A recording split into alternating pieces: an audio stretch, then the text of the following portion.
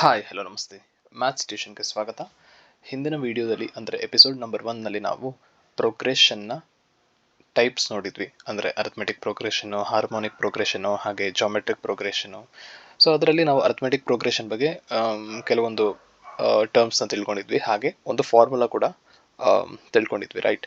So ಯಾವುದಪ್ಪ ಆ formula ಅಂದರೆ to find the nth term. So formula to find the nth term ಯಾವುದು? an is equal to a plus n minus 1 into t. So ಇದರಲ್ಲಿ a ಅಂದರೆ ಏನು?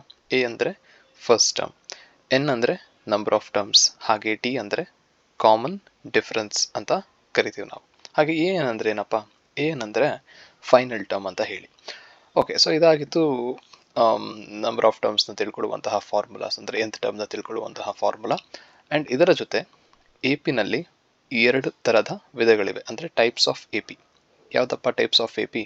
So ಮೊದಲನೇದು finite A P ಅಂತ ಕರಿತೀವಿ. ಸೊ ಫೈನೈಟ್ ಎ ಪಿ ಅಂದರೆ finite arithmetic progression. ಏನು ಹಾಗಂದರೆ ಕೊನೆಯ ಸಂಖ್ಯೆ ಇರುತ್ತೆ, ಅಂದರೆ ಫೈನಲ್ ಟರ್ಮ್ ಸೀಕ್ವೆನ್ಸ್ ಅಥವಾ ಸೀರೀಸ್ ಬರೆದಾಗ ಫೈನಲ್ ಟರ್ಮ್ ಇರುತ್ತೆ. ಸೊ ನಾನು ಇದರಲ್ಲಿ 2, 4, 6, 8, 10 ಅಂತ ಒಂದು ಸೀರೀಸ್ ಬರ್ದಿದ್ದೀನಿ. ಇದರಲ್ಲಿ ಫೈನಲ್ ಟರ್ಮ್ ಗೊತ್ತಲ್ವಾ ನಮಗೆ? ಫೈನಲ್ ಟರ್ಮ್ ಏನು ಇದರಲ್ಲಿ? 10. 10 is the final term.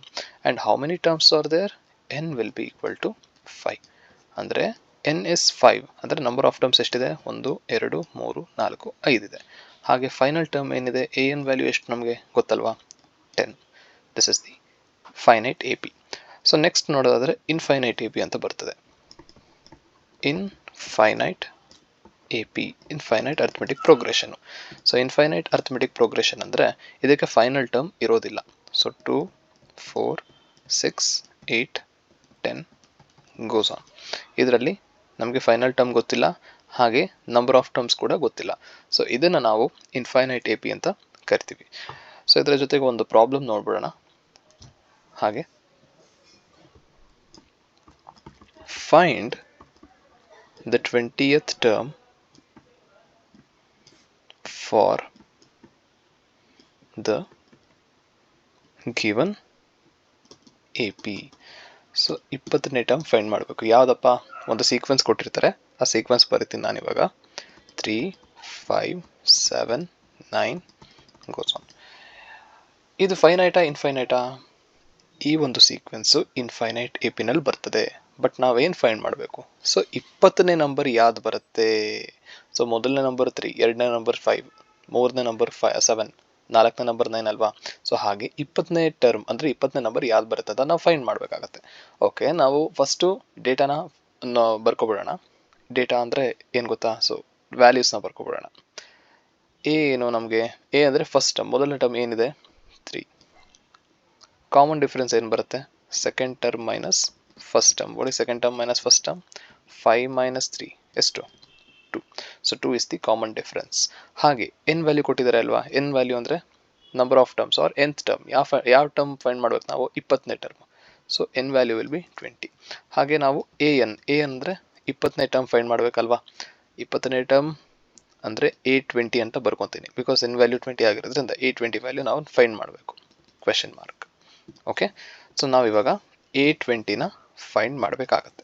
Okay, first general formula ಬರ್ಕೊಬಿಡೋಣ. To find the number of terms, an is equal to a plus n minus 1 into d. Okay, so ಈಗ ವ್ಯಾಲ್ಯೂಸ್ನ substitute ಮಾಡೋಣ. ಇದರಲ್ಲಿ N value ಏನು? 20 will be equal to a is 3 plus 20 minus 1 into 2. Okay, so ಈಗ A20 will be equal to 3 ಹಾಗೆ ಬರಿತೀನಿ, plus 20 minus 1 ಎಷ್ಟು? 19.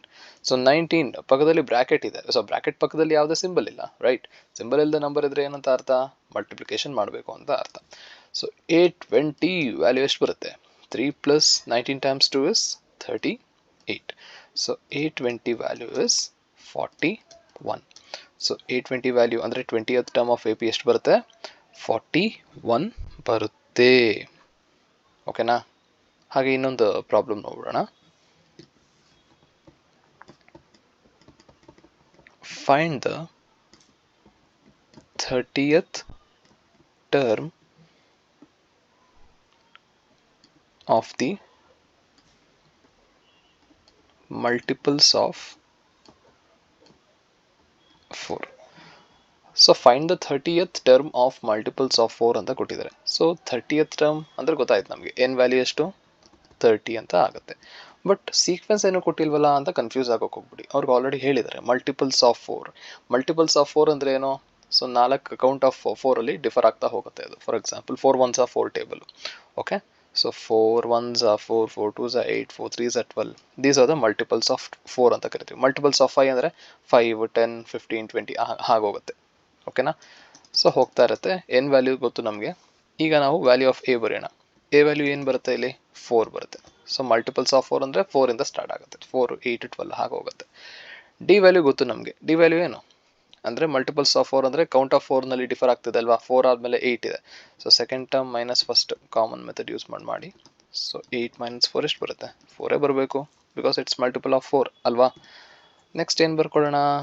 N value. N value already ಬರ್ತೀವಿ. ಸೊ ಎ ಎನ್ ಫೈಂಡ್ ಮಾಡಬೇಕು. ಅಂದರೆ ಎ ಎನ್ ಅಂದರೆ ಏನೋ A30 ಅಂದರೆ 30th ಟರ್ಮ್ ಫೈಂಡ್ ಮಾಡಬೇಕು ಅಂತ ಅರ್ಥ.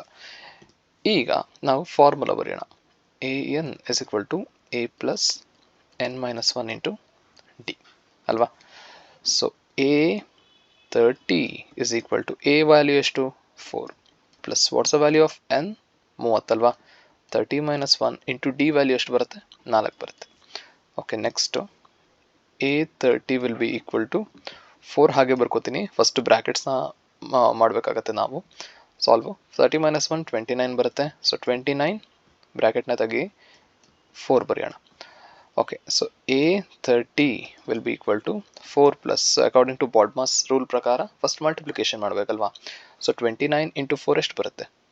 34 3 4 12 120 ಬರುತ್ತೆ ಅಲ್ವಾ? 120 - 4 ಎಷ್ಟಾಗುತ್ತೆ? 116 ಅಲ್ವಾ? ಸೊ A30 ವ್ಯಾಲ್ಯೂ ಎಷ್ಟು ಬರುತ್ತೆ? A30 is equal to 120. So ಇದು 30th term of this AP. So AP-ನಲ್ಲಿ ಫಾರ್ಮುಲಾ ಹೇಗೆ ಯೂಸ್ ಮಾಡೋದು, ಫಾರ್ಮುಲಾ ಯೂಸ್ ಮಾಡಿ ಹೇಗೆ nth ವ್ಯಾಲ್ಯೂನ ಫೈಂಡ್ ಮಾಡೋದು ಅಂತ ಈ ಒಂದು ವಿಡಿಯೋದಲ್ಲಿ ತಿಳ್ಕೊಂಡ್ವಿ ಅಲ್ವಾ? ಸೊ ನೆಕ್ಸ್ಟ್ ವಿಡಿಯೋದಲ್ಲಿ ಹಲವಾರು ಇನ್ನೂ ಕೆಲವು ಪ್ರಾಬ್ಲಮ್ಸ್ ಆ್ಯಂಡ್ ಇನ್ನೂ ಸ್ವಲ್ಪ hard problems, tough problems of AP-ನ ನೋಡೋಣ. Thank you.